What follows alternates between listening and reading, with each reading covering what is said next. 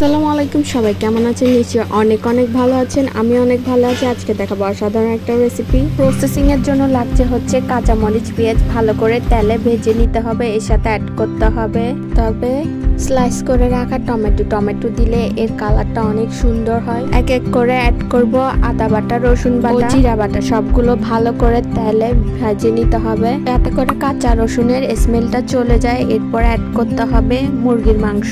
এক এক করে সবগুলো মুরগির মাংস দিয়ে দিতে হবে। অ্যাড করতে হবে হলুদের গুঁড়া, মরিচের গুঁড়া, জিরার গুঁড়া, ধনিয়ার গুঁড়া, স্পেশাল একটা শাহি মশলা। এই সবগুলো মুরগির মাংসের সাথে অ্যাড করতে হবে এবং ভালো করে মিক্স করতে হবে। মিক্স করার পরে দিয়ে দিতে হবে টক দই।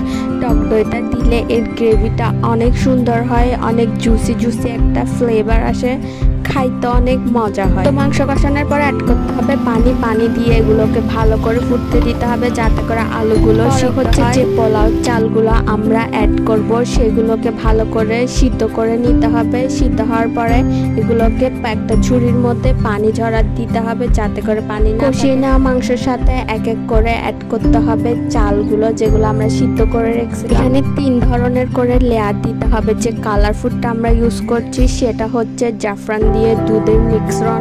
চাইলে দোকান থেকে ফুড কালার গুলো ইউজ করা যায়, বিকজ আমরা ইউজ করছি না। আমাদের 2টা লেয়ার দেওয়া শেষ। এরপরে এটা ঢাকনা দিয়ে ঢেকে রাখতে হবে কিছুক্ষণের জন্য যাতে করে ভাপগুলা বাহিরে বের না হয়। খেয়াল রাখতে হবে এরপরে এর কালারটা কি পরিমাণে জোস আসছে।